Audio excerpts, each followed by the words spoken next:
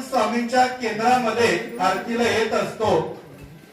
या आरतीच्या माध्यमातून आपले सर्व प्रश्न मार्गी लागायला खरं तर सुरुवात होत असते आणि सद्गुरू परमपूज्य मोरेदादांनी असं सांगून ठेवलेलं आहे की जो स्वामींच्या दरबारामध्ये कमीत कमी 108 आरतीला उपस्थित राहील त्याचे सर्व कौटुंबिक प्रश्न हे स्वामींच्या आरतीतून मार्गी लागते।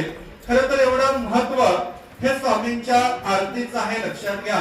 तुमच्या माहितीसाठी सांगतो, खरं तर वेळेअभावी आपल्याला काही गोष्टी सांगता येत नाहीत, परंतु तरीही तुमच्या माहितीसाठी आज आपण जी स्वामींची सेवा करतो ही सर्व सेवा तेजाच्या उपासनेमधून आज आपल्याला मिळालेली आहे।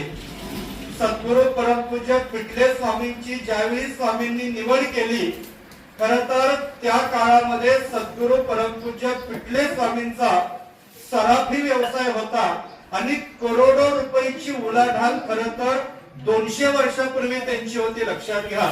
परंतु अक्कलकोट नंतर ज्यावेळी स्वामींनी पुढचं नियोजन केलेलं होतं त्यावेळी स्वामी पिठले स्वामींच्या समोर उभे राहिले आणि पिठले स्वामींना स्वामींनी एवढंच सांगितलं की पुढच्या कार्याची काय ओळख आहे का नाही, हे किती दिवस चालायचं। त्यावेळी पिठले स्वामींनी स्वामींना सांगितलं की स्वामी आज्ञा असावी, ह्या क्षणी घरावरती तुळशी पत्र ठेवतो। बघा, आता तुळशी पत्र ठेवणं म्हणजे सर्वस्व भगवंताला अर्पण करणं, म्हणजे त्या काळी पिठले स्वामींनी स्वामींना सांगितलं सगळ्यावरती पाणी सोडतो, फक्त आपली आज्ञा असावी। बघा, आज आपली 100 रुपयाची नोट जरी भेटली तरी 4-5 वेळा तवे उलटी पलटी करतो, पण त्यावेळी पिठले स्वामींनी सगळ्यावरती पाणी सोडलं आणि वैशिष्ट्य भगवान श्रीकृष्णांनी अर्जुनाला जे विश्वदर्शन दिलेलं होतं त्यानंतर स्वामींनी हे जे विश्वदर्शन स्वरूप आहे हे खरं तर पिठले स्वामींना हिमालयामध्ये दिलेलं होतं। हिमालयामध्ये 12 वर्ष पिठले स्वामींकडून तपश्चर्या करून घेतली, त्र्यंबकेश्वर मध्ये 36 वर्ष करून घेतली, नाशिक मध्ये 12 वर्ष तपश्चर्या करून घेतली आणि या तेजाच्या उपासनेमुळे पिठले स्वामींचे डोळे सुद्धा गेलेले होते, लक्षात ठेवा। त्यांच्या डोळ्यामधून आणि अंगामधून पू यायचा, परंतु त्याचा सुगंध हा चंदनासारखा 1 किलोमीटरवर दरवळायचा, कारण साक्षात तो देह स्वामींचा झालेला होता।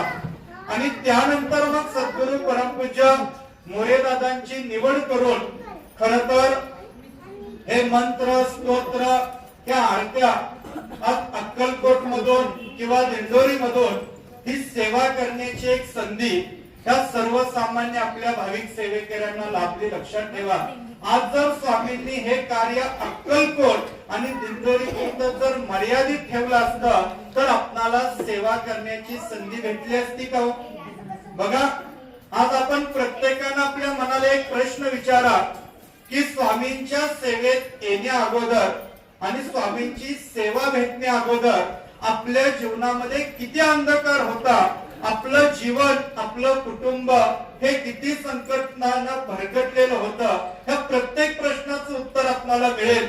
परंतु आज स्वामींच्या या सेवेमुळे यामध्ये विविध स्तोत्र मंत्र गुरुचरित्र नवनाथ भागवत सगळ्या प्रकारच्या सेवा आज आपल्याला स्वामींमुळे खरं तर करण्याची संधी प्राप्त झाली।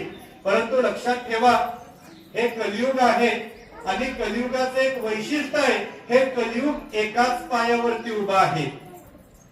4 युग झाली, तुम्हालाही माहिती आहे, सत्ययुग, त्रेतायुग, द्वापारयुग आणि कलियुग। हे नुसतं कलियुग नाही तर महाकलियुग आहे, लक्षात ठेवा। आणि या कलियुगामध्ये कुणाचीही गॅरंटी राहिलेली नाही। जो निस्वार्थ आहे, जो निस्वार्थी भावनेनं भगवंताची सेवा करतो त्याचीच हमी भगवंत या कलियुगामध्ये घेतो, लक्षात घ्या। आणि हे सत्ययुग 4 पायावरती उभं होतं, त्रेतायुग 3 पायावरती उभं होतं, द्वापारयुग 2च पायावरती उभं होतं, परंतु हे कलियुग एकाच पायावरती उभा आहे। कधी तोल जाईल सांगता येणार नाही आणि हा तोल जाऊ नये म्हणून आपल्याला तो तोल सांभाळायचा असेल तर आपल्याला कुणाच्या सेवेशिवाय पर्याय नाही। स्वामींच्या सेवेशिवाय पर्याय नाही, लक्षात ठेवा. आज समाजामध्ये देवधर्म करणाऱ्यांची संख्या कमी नाही किंवा समाजामध्ये देवधर्म करत नाहीत असं पण नाही. आपल्याही पेक्षा लोक देवधर्म करतात, देवाला जातात. भक्ती ही दिखाव्याची नसावी, भक्ती ही अंतःकरणातल्या शुद्ध भावनेची असावी. आणि जिथं भक्ती शुद्ध भावनेची असते, लक्षात ठेवा, तिथं दिखावा करावा लागत नाही, कारण त्याच्या पाठीशी साक्षात भगवंत उभा असतो. तुमच्या माहितीसाठी सांगतो, दरवेळी आपण एक उदाहरण सांगत असतो. उदाहरण म्हणण्यापेक्षा मी स्वतःच्या डोळ्यानं बघितलेली घटना लक्षात घ्या. आजकालच्या सायन्सच्या मुलांची देवावरती भक्ती राहिलेली नाही किंवा सायन्सच्याच म्हणण्यापेक्षा लोक विज्ञानवादी झालेले आहेत. पण जिथं विज्ञान संपतं तिथूनच खरा चमत्कार कोणाचा चालू होतो? स्वामींचा. हे ज्याला कळालं तोच जिंकला, लक्षात घ्या. आणि खरं तर 2011-12 साली ज्यावेळी एक घटना अशी घडली, स्वामींच्या फोटो मधून ज्यावेळी रक्त येत होतं. तुम्हाला ही घटना दरवेळी आपण सांगत असतो, कारण कराड तालुक्यात पहिले एकच केंद्र होतं कराडमध्ये, राम मंदिरला. आता काही सेवेकरी होते, लक्षात ठेवा, जुने आपले. आणि तिथून ग्राम अभियान चालू झालं, गाव तिथं केंद्र, घर तिथे सेवेकरी. ही संकल्पना स्वामींनी राबवून घेतली. आणि एक घटना अशी घडली की स्वामींच्या डोळ्यातून, नाकातून, तोंडातून, छातीतून आणि बेंबीतून रक्ताच्या धारा लागलेल्या होत्या, लक्षात ठेवा. तुम्ही माणसाचं रक्त काय बघताय, मी स्वतःच्या हाताने ते भरलेलं होतं. मला आजही तो अनुभव सांगताना अंगावर काटा येतो.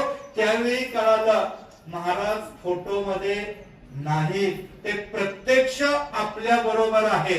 आणि लक्षात ठेवा, स्वामींना पण माहिती असतं दिखाव्याची भक्ती कोण करतय, श्रद्धेपासून कोण करतय. स्वामींना काही सांगावं लागत नाही. मग काही जण म्हणतात आम्ही एवढी सेवा केली, मग महाराजांनी आम्हाला का अनुभव दिला नाही, त्यापेक्षा न आलेलं चांगलं. महाराज म्हणतात बरं झालं माझ्या तरी डोक्याचा ताप गेला.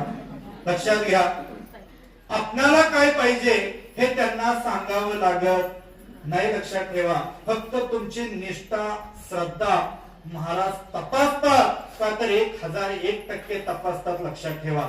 आणि जो स्वामी चरित्र वाचतो त्याला स्वामींचं खरं महत्वाने लीला ह्या आपल्या जीवनात काय आहेत ह्या समजतात. बघा, आपणाला परमपूज्य गुरुमाऊली नेहमी सांगतात, तुम्ही काही नाही केलं तरी चालेल, पण 11 माळी श्री स्वामी समर्थ जप आणि क्रमशः किती अध्याय वाचले पाहिजेत? 3. पण आम्ही म्हणतो आम्हाला ते नको, जरा एखादा तोडगा सांगावलं म्हणजे लवकर काम होऊन जाईल. तोडगे तर आपल्याला करायचेच आहेत, पण 11च माळी का आणि 3च अध्याय का? लक्षात घ्या, स्वामी चरित्र सारावृत हे फक्त 21 अध्याय नाही, 21 जन्म पुरेल एवढी मोठी ऊर्जा ह्या स्वामी चरित्रामध्ये ध्यानात घ्या. त्यामुळे जो स्वामी चरित्र वाचतो त्याला जीवनाचं सार आणि कुटुंब कसं चालवायचं हे सार त्याला कळतं, लक्षात घ्या. आज स्वामी खरं तर वारुळातनं प्रकट झाले, तपश्चर्याला बसलेले होते. तिथून स्वामींचा मूळ शेवटचा आविष्कार चालू झाला आणि अक्कलकोट मध्ये समाधी घेण्याचं नाटक करण्यापुरतं तो मर्यादित राहिला. तिथून पुढे स्वामी आज अजानुबाहू स्वरूपात आपल्यामध्ये वास्तव्याला आहेत. परंतु महाराज कुणाला त्या ठिकाणी खऱ्या अर्थानं संकेत देतात, जो खरोखर निष्ठेनं, श्रद्धेनं, विश्वासानं आणि कोणतीही चुकीची भावना न ठेवता सेवा करतो त्याला मात्र महाराज भरभरून देतात. आणि इतकं देतात की कधी कधी या ठिकाणी म्हणजे आपणाला मनात प्रश्न निर्माण होतो की नेमकं महाराज तुम्ही आम्हाला किती देताय. मला कितीतरी फोन आता या आठवड्याभरात आले. तुम्हाला एक अनुभव म्हणून आपण आता सुद्धा नवनाथ पारायणवेळी सांगितलं, अहो त्या पालीजवळ हरपळवाडी म्हणून गाव आहे, तुम्हाला माहिती असेल, तिथंही आपलं केंद्र आहे. आणि त्या ठिकाणी असा चमत्कार घडला. खरं तर स्वामींचा आरती तिथं सेवा आणि अनेक तिथं खेड्यातल्या महिला रोजंदारीवर जातात. बघा, कामाला जातात 250-300 रुपये हाजरीवर, पण महाराजांची सेवा केल्याशिवाय घरातनं बाहेर पडत नाहीत. ज्यावेळी तिथं प्रश्न उत्तराची सेवा घेतली आणि सगळ्या मला एक 10-12 महिला अशा भेटल्या की आमच्या मुलांचं भरतीचं तेवढं काम व्हावं. बघा, आज प्रत्येक आईला वाटतं की आपला मुलगा कुठंतरी चांगल्या ठिकाणी नोकरीला लागला पाहिजे किंवा त्या ठिकाणी त्याला चांगली नोकरी मिळाली पाहिजे. तुम्हाला पटणार नाही, त्या हरपळवाडी गावात आता एकाच वेळी 6 का 7 मुलं मिलिटरीत भरती झाली आणि महाराजांनी सगळ्यात मोठा चमत्कार घडवला फक्त एका गावात. मला सोलापूरवरनं वारणानगर कोल्हापूरमध्ये आहे तर मी पण तिथं काही गेलेलो नाही, लक्षात ठेवा. तिथल्या महिला अमावस्या पौर्णिमेला इथे येतात, त्यांच्याही मुलांची कामं महाराजांनी मिलिटरीत केली.